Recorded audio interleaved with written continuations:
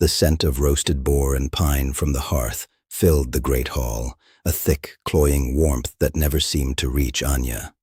She moved in the shadows along the walls, a ghost in her own home, her steps silent on the stone flags. At the head of the long oak table, her father, Alpha Garrick, laughed, his voice a booming sound that made the goblets tremble.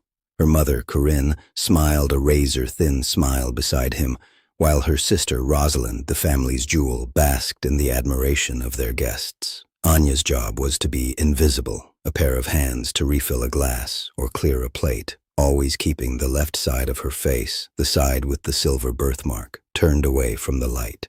A guest, deep in his cups, gestured wildly and knocked over his wine. The dark red liquid bled across the white linen like a fresh wound. A hush fell over the table. Before the man could even stammer an apology, her father's eyes, hard as flint, found her. "Anya, clumsy and useless, clean this mess. You've spoiled the table." His voice was low, but it cut through the room with the precision of a hunting knife. She didn't flinch, she didn't speak. She simply knelt, the coarse fabric of her dress scratching her knees, and began to sop up the wine with a cloth. The heat of her shame was a familiar companion, a constant, dull ache behind her ribs. She was the flaw, the stain, the convenient scapegoat for every misfortune, large or small. Later that week, the royal decree arrived. An emissary from the Blackstone Dominion, a man built of stone and shadow, presented the scroll bearing the seal of the Lycanthrope King Draven. The king demanded a bride from their pack to seal a fragile peace treaty. The room grew cold. Rosalind let out a theatrical sob, burying her perfect face in her hands. "The savage lands! Father, you can't! He's a monster!" Corinne rushed to her side, murmuring reassurances, her eyes shooting daggers at her husband. The unspoken question hung in the air. How could they possibly sacrifice their prized daughter to a barbarian king? That night, the house was restless. Anya, mending a tear in one of Rosalind's silk gowns by the fading light of a hallway sconce, heard the heated whispers from her father's study. Her mother's voice was sharp, panicked. "We can't throw Rosalind away. Her beauty is our future, our connection to a stronger alliance in the South. Not for him." There was a long silence, then her father's reply, each word a cold, calculated stone dropping into the well of Anya's existence. "We won't. We'll send Anya." He paused, letting the logic settle. "She is a sacrifice that will cost us nothing. It's the only use the girl will ever have. If the barbarian king accepts the flawed one, our problem is solved. If he takes it as the insult it is, we feign ignorance and claim we sent what we could. Either way, she is off our hands." Hiding in the shadows, Anya felt the last flicker of warmth inside her extinguish. There was no gut-wrenching sob, no torrent of tears. There was only a profound, hollowing emptiness. She had always known she was a burden, a walking embodiment of shame for her family, but to hear it laid bare, to be valued as less than nothing, a political maneuver, a disposable pawn, was a different kind of pain. It was the quiet finality of a lock clicking into place. She was not a daughter. She was a debt to be paid. The next morning she was roused before dawn. No one met her eyes. She was given a simple gray wool dress, the kind a servant would wear for travel. She was allowed one small canvas bag. Into it she placed her only possession of value, a small worn wooden wolf, its ears chipped, a gift from a grandmother who had died before she could learn to be ashamed of her. There were no warm goodbyes, no tearful farewells. Her mother looked through her. Her father simply pointed toward the waiting carriage. As she stepped out into the cold morning air, she didn't look back. She was being thrown away, sent to a monster as an insult, and for the first time in her life, she felt a strange, bitter peace. There was nothing left to lose. The carriage ride had been a long, jolting purgatory, each mile stripping away another layer of her already thin identity. When the doors were finally pulled open, the air that greeted Anya was different. It was sharp, cold, and smelled of high mountain pine and cold iron. The Blackstone fortress was not a castle of fairy tales. It was a beast of dark, jagged stone carved directly into the mountain's flank, seeming to grow from it like a natural predatory outcrop. Its towers clawed at the perpetually gray sky, and immense wolves, their fur the color of smoke and shadow, patrolled the battlements, their yellow eyes following her every move. She was led through cavernous hallways, where the only warmth came from roaring hearths that did little to fight the bone-deep chill of the stone. Her footsteps, small and uncertain, were swallowed by the echoing silence. There were no tapestries, no gilded ornaments, only weapons mounted on the walls and the stern, watchful faces of guards who looked as if they were hewn from the same rock as the fortress. This was a place of power, not comfort, a place a monster would call home. The throne room was a vast, intimidating cavern. A throne of polished obsidian and iron sat atop a dais, and upon it sat the king, Draven. He was larger than any man she had ever seen, a colossus of muscle and scars that told stories of 100 battles. His black hair was long, unbound, and his eyes were pools of liquid gold, burning with a predatory intelligence that seemed to strip away her skin and see the frightened, worthless thing cowering inside. The air around him was heavy, charged with an unspoken authority that made her want to drop to her knees. The court stood silent, a gallery of hardened warriors and sharp-eyed women, all waiting for their king to react to the flawed, pathetic offering sent to mock him. Anya kept her gaze fixed on the stone floor, her heart a frantic drum against her ribs. She braced for the outburst, the disgusted command for her execution. This was the end. The scrape of his boots on the stone was the only sound. Each step was a hammer blow, closing the distance between them. He stopped directly in front of her, so close she could feel the heat radiating from his body, a stark contrast to the room's chill. She could smell the scent of winter forest and leather on him. She squeezed her eyes shut, waiting for the blow. Instead, she felt a touch. A single calloused finger, impossibly gentle, came to rest under her chin. It was not a command, but an invitation. Slowly, he tilted her head up, forcing her gaze to meet his. Her breath caught in her throat. His golden eyes weren't filled with rage or disgust. They were fixed on the left side of her face, on the silver tracery of her birthmark. She flinched, a lifetime of shame surging through her. But his expression held no revulsion. There was only fascination, a strange, hypnotic intensity that made her feel seen for the first time in her life. With a reverence that defied all logic, he traced the edge of the mark with his thumb, his touch as soft as a falling feather. The court held its collective breath. His voice, when he finally spoke, was a low thunder that vibrated not just in the air, but deep within her bones. Your family called this a flaw. The words were quiet, yet they filled the entire hall. His thumb continued its slow, deliberate path over her skin. My ancestors would call it a kiss from the moon goddess. A soft gasp rippled through the assembled lichens. He leaned in closer, his golden eyes locking with hers, and in their depths, she saw not a monster, but a man looking at something he had waited for his entire existence. They sent you as an insult, but the goddess has sent me my treasure. The word struck her with the force of a physical blow. Treasure. He had called her a treasure. The concept was so alien, so utterly impossible that her mind couldn't process it. She stared at him, speechless, the carefully constructed walls of her worthlessness beginning to crumble. Draven straightened, his gaze sweeping over his stunned court. His voice now held the unshakable ring of command. Prepare the Luna's chambers. See to it that she has anything she desires. Our queen has arrived. Queen. The word echoed in the deafening silence. Anya swayed on her feet, the world tilting on its axis. Before she could fall, one of Draven's powerful arms was around her, steadying her. He was solid, a mountain of warmth and strength. He began to lead her from the dais, his grip firm but protective.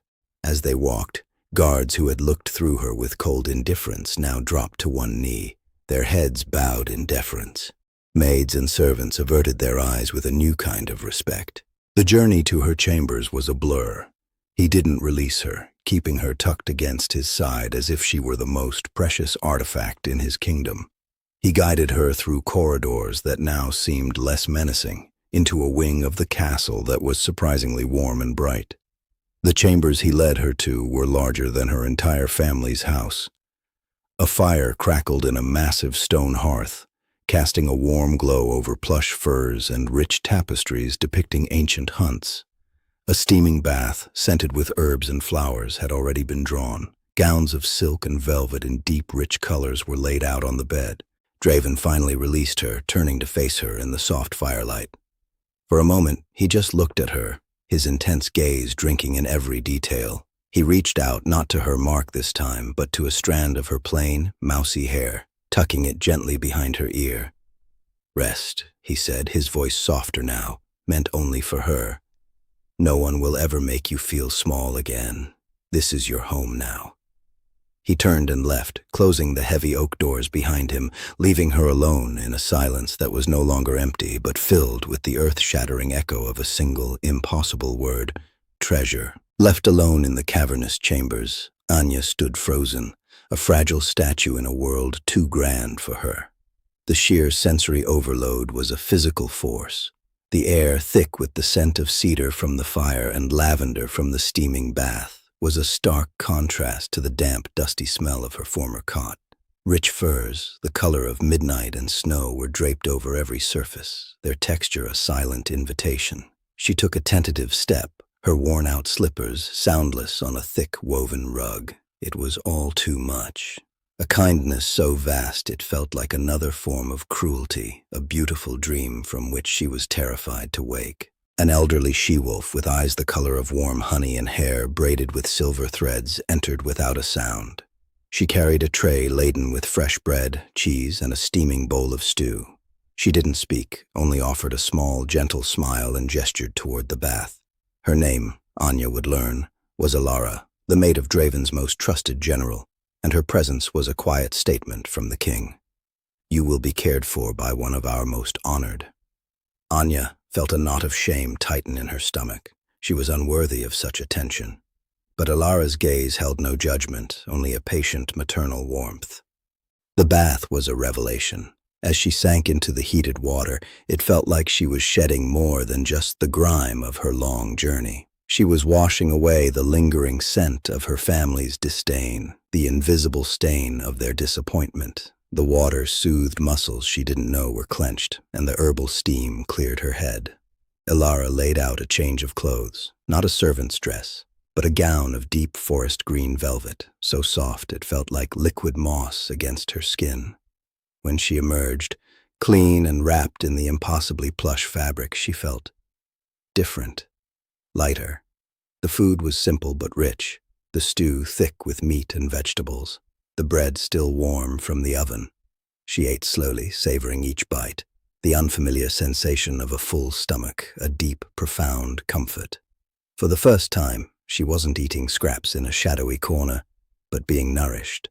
Days bled into a week, a quiet routine of healing. She explored the fortress, no longer seeing a monster's lair but a bastion of strength.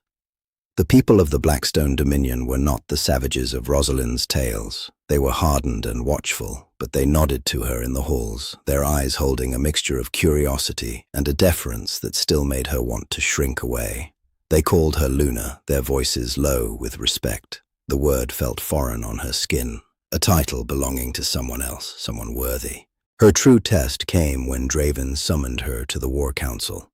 The room was a circle of stone and iron, dominated by a massive table carved with a map of the surrounding territories. His generals, men with faces like jagged cliffs and scars that spoke of 100 battles, fell silent as she entered. She felt their eyes on her face, and the old instinct to hide surged. But Draven, seated at the head of the table, simply pulled out the chair beside him, an unspoken command that she belonged there. They spoke of rival clans encroaching on their eastern border. Scouts reported patrol patterns, supply lines, and numbers. The generals debated strategies of brute force, of meeting the enemy head-on in the treacherous foothills. Anya remained silent, her years of forced invisibility having honed her senses to a razor's edge. She didn't listen to the booming voices. She watched the map. She saw what they, in their focus on strength and dominance, had missed: A scout's report mentioned a change in the migratory patterns of the cliffhawks. Another noted an unusual lack of game near the old canyon pass. Her mind connected the dots, weaving disparate threads into a single, clear tapestry. Her voice, when she finally spoke, was barely a whisper. "They're not planning a direct assault." Every head in the room turned to her. She felt a flush of heat rise in her cheeks, but forced herself to continue, pointing a trembling finger at the map. "The patrols here are a feint, all the signs. The animal movements, the way the patrols avoid the canyon. They're funneling their main force through the shadow pass. There's a blind spot. Every rotation the guards at both ends are turned away for about 17 minutes. Silence. One of the generals, a grizzled warrior named Kael, looked at her with open skepticism. "How could you possibly know that, girl?" Before Draven could unleash the growl rumbling in his chest, Anya answered, her voice gaining a sliver of confidence. "Because you look for armies. I've spent my life looking for shadows. I notice the things that try not to be seen." Draven's golden eyes burned with a fierce pride. He looked at his council, his voice leaving no room for argument. "Follow her strategy. Prepare an ambush at the shadow pass." The generals, stunned but bound by their alpha's command, bowed their heads in assent. As they filed out, their gazes on her were no longer skeptical, but filled with a grudging, astonished respect. Anya had not just spoken. She had saved their warriors from walking into a trap. She felt a strange new sensation unfurling in her chest. It wasn't pride, it was purpose. The ambush was a flawless victory. That night, under the light of a full silver moon, Draven led her away from the fortress, up a winding path to a sacred place known only to the Lycanthrope Kings. It was a hidden lake, its water as black and clear as polished obsidian, perfectly reflecting the star-dusted sky. The air was still, silent save for the whisper of the wind through the ancient pines. He stood beside her, not touching, but she could feel the heat of him, the immense power he held in check.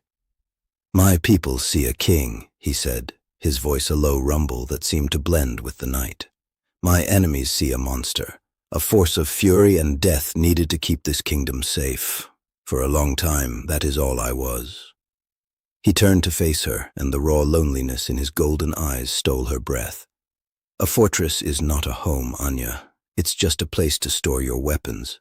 He reached out, his calloused fingers tracing the silver mark on her face with that same impossible reverence he'd shown in the throne room. "They tried to dim your light so your sister could shine," he murmured, his thumb stroking her skin. "Fools. They didn't realize you are not a candle. You are the moon itself." He leaned down, and his lips, warm and firm, pressed against her birthmark.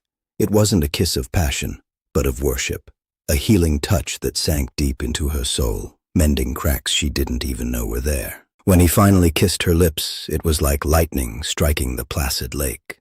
A jolt of pure energy, of primal recognition surged between them. The mate bond, which had hummed beneath the surface since the moment they met, erupted into a roaring flame. It was an explosion of sensation, his strength, his solitude, his fierce devotion flooding her senses, and in return he felt her resilience, her quiet perception, her deep, aching need to belong. It was a perfect, beautiful collision. In that moment, the last vestiges of the flawed one crumbled into dust. She was no longer a burden, no longer a mistake. She was the anchor for his power, the calm for his storm. She was his queen, his treasure, his home, and looking into his golden eyes, reflecting the light of the moon she was named for, she finally, truly believed it. Months passed, seasons turning the high mountain peaks from gray stone to snow-capped crowns and back again. Anya's life settled into a rhythm of purpose and quiet joy. She was no longer the shadow at the table, but the steady hand on the kingdom's pulse, her insights valued, her presence a source of calm strength for Draven and his people. The silver mark on her face, once a source of deep shame, was now seen as it truly was, a unique and beautiful sigil of their queen, a touch of the moon itself. The past arrived not with a roar, but with a desperate whisper. A messenger from her old pack, his clothes tattered and his face gaunt with hunger, fell to his knees in the throne room. He brought news of a wasting plague that had swept through their lands, sickening the livestock and withering the crops. Famine followed, and Alpha Garrick's pack, once proud and prosperous, was now starving. They came not to demand, but to beg. They requested an audience, an appeal for aid from the barbarian king they had once sought to insult. Draven's golden eyes turned to Anya, his expression a storm of protective fury. He would have turned the messenger away, let them rot in the misery they had created for others. But he saw the look on her face. It wasn't fear or pain. It was a quiet, solemn resolve. She was thinking not of her family, but of the common people, the guards and servants who had been powerless to stop her family's cruelty, but would now suffer for their leader's arrogance. She gave him a slow, deliberate nod. This was a debt she had to settle, a final ghost she needed to lay to rest. They were granted an audience the next day. The great doors of the throne room swung open and her family entered, blinking against the light. The transformation that greeted them was a physical blow. Anya sat not at Draven's feet, but on a throne of polished ironwood and silver beside him, an equal partner in power. She wore the deep blues and greens of the Blackstone Dominion, her simple gowns replaced with velvet and embroidered silks. A delicate circlet of silver rested on her brow, its design echoing the mark on her face, turning what they called a flaw into the centerpiece of her regalia. She was no longer thin and pale. Her skin held a healthy glow, and her eyes, once perpetually downcast, were clear and direct. She radiated a calm, unshakable confidence. Her family, by contrast, was a portrait of decay. Garrick's broad shoulders were stooped, his face etched with worry. Corinne's fine clothes were subtly frayed, her expression a mask of strained pride and disbelief. And Rosalind? Rosalind looked at Anya with a venomous mixture of shock and raw envy. The beauty that had been her only currency was now faded by hunger and hardship. They saw not the flawed, disposable girl they had thrown away, but a powerful queen they could no longer recognize. Garrick found his voice first, forcing a paternal warmth that rang hollow as a cracked bell. "Anya, my daughter, it is good to see you well." A low growl rumbled in Draven's chest, a sound like shifting tectonic plates, and the temperature in the room dropped. The guards shifted, their hands moving to the hilts of their swords, but Draven remained silent, his gaze fixed on his mate. This was her battle to win. Anya rose from her throne, her movements fluid and graceful. She descended the dais, not in supplication, but in judgment. She stopped a few feet from them, her gaze sweeping over their desperate faces. "I am not your daughter," she said, her voice quiet but carrying the weight of the iron in the mountains. "You surrendered that title the day you sold me for your own convenience." She looked past them to the hungry messenger still waiting by the door. "The Blackstone Dominion will send aid, grain, medicine, and hunters to help restock your lands. Not for you," she added, her eyes locking onto Garrick's, "but for the people you have failed, the innocent who are paying the price for your pride." Corinne gasped, her hand flying to her throat. "How dare you speak to your alpha like that?" Anya gave a small, sad smile. "He is not my alpha. My king sits on that throne." She turned her gaze to each of them in turn, a final, clinical assessment. "You came here expecting to find a broken toy you could use one last time. You offered me as a sacrifice to be rid of a burden, but what you saw as a burden, this kingdom now calls its queen." She took a step back, a final, dismissive gesture that severed the last invisible thread connecting them. "You have no more power over me. Go and live with the echo of the treasure you threw away." They were escorted out, their faces a mixture of humiliation, rage, and a dawning, terrible understanding of what they had lost. They were not just leaving empty-handed of the power they sought. They were leaving with the crushing knowledge that the person they deemed worthless was now infinitely more than they could ever hope to be. Anya returned to the dais, Draven's hand finding hers, his warmth a comforting anchor. She felt no lingering hatred, no bitter need for revenge. There was only a profound and final peace. The wound they had carved into her soul had finally, completely healed over, leaving not a scar but a source of strength. She looked out over the great hall, at the stern, loyal faces of her new pack. her true family. She was not a flaw to be hidden or a debt to be paid. She was not a sacrifice. She was a gift given to the only one in the world who had been wise enough to see her true worth.